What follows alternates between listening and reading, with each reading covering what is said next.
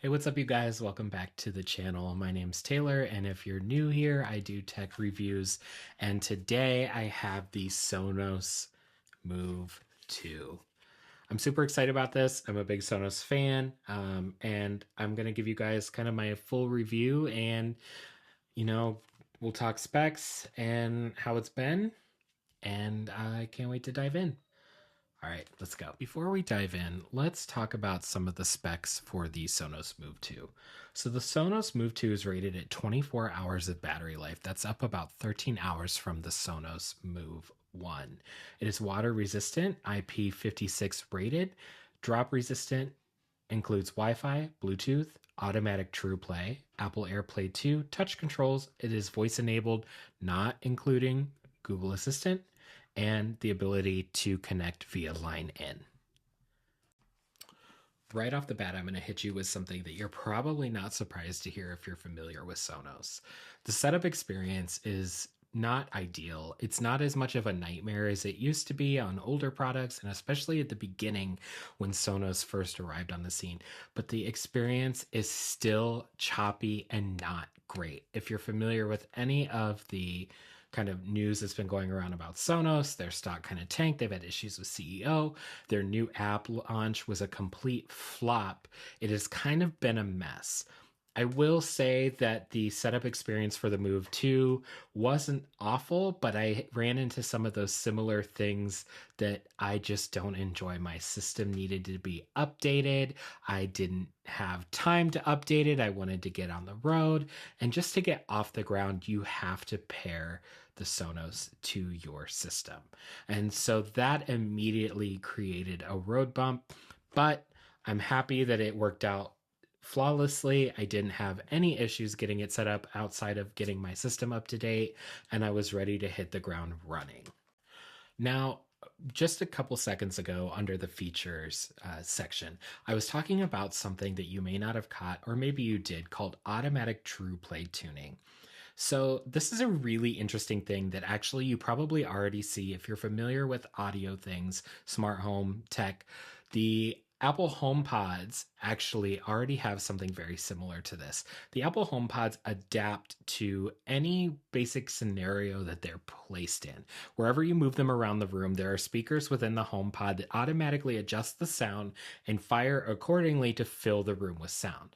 Well, the Move 2 and the original Move, the Roam, and the Roam 2 are the first Sonos products to feature automatic Trueplay tuning.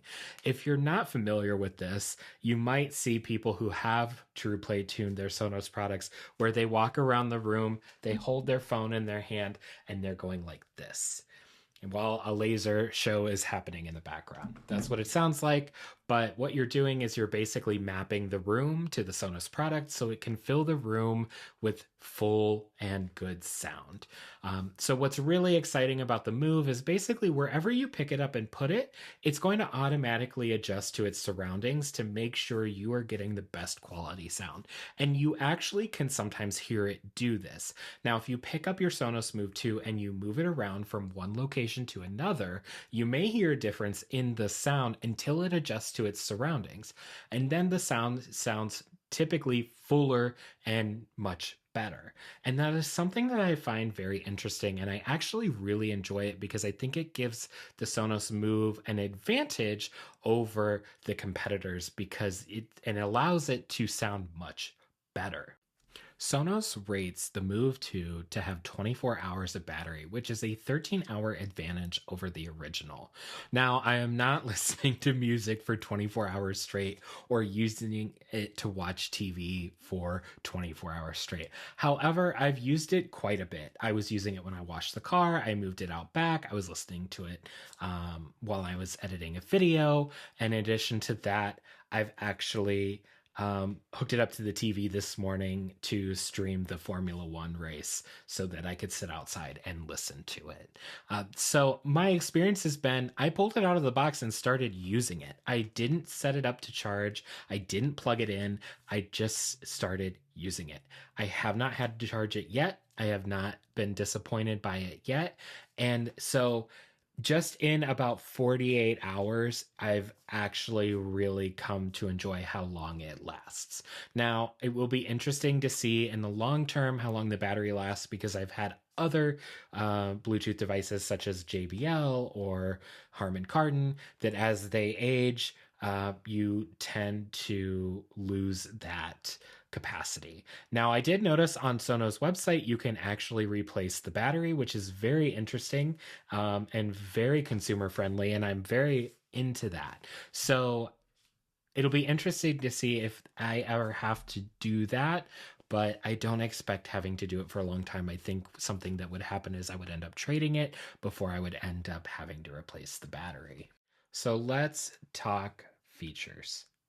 So the Move 2 actually gets one more tweeter than the prior version. So that gives you the three Class D digital amplifiers. You have two angled tweeters, one midwoofer.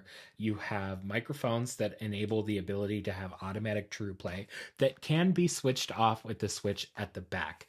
If you don't remember, there was a whole privacy thing with Sonos and voice assistants and it listening all the time. So that brings me to the next topic, voice assistants. Google Voice is, or the Google Assistant is not supported. However, you can use Sonos voice control or Alexa. I don't use any of those. It's not a big deal for me. I can change the songs myself. More or less, I would just ask it if I could to find my iPhone because I probably lost it. But if they're still connected, it's still good. So let's move on to connection types. So you have the ability to connect via Wi-Fi, AirPlay 2, Bluetooth, or if you purchase the $19 adapter, you can do line in that supports really anything you can plug in with a 3.5 millimeter aux cord.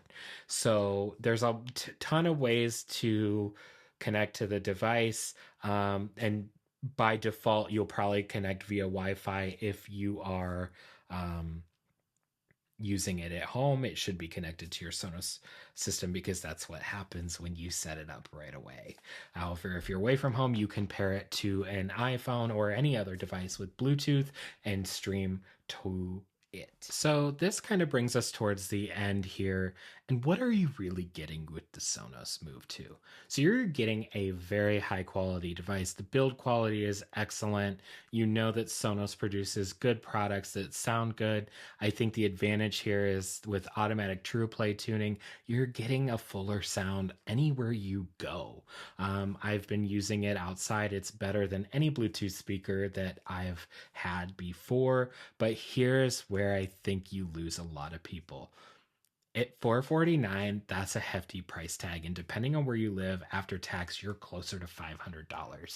And sometimes that is just not in the realm for a Bluetooth speaker for most people. But let me kind of frame it a little bit differently.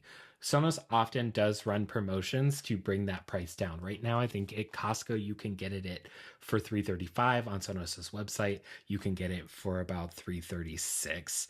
I think it's $113 off right now. They're running a summer special. So, but let me frame it here as this just isn't a Bluetooth speaker.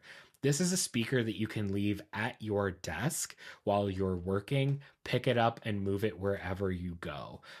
This is a full sounding speaker that can be stereo paired to another one to give you a similar experience that you see with speakers like the Sonos One or the Era 100s or like the Apple HomePods can stereo pair together to give you fuller sound and a much better quality. So you're not just getting a Bluetooth speaker you can take anywhere. You're getting a speaker that you can use at home and in all different scenarios. And to me, that kind of brings it a little bit more into perspective and kind of leans me to saying, yeah, I would rather have that.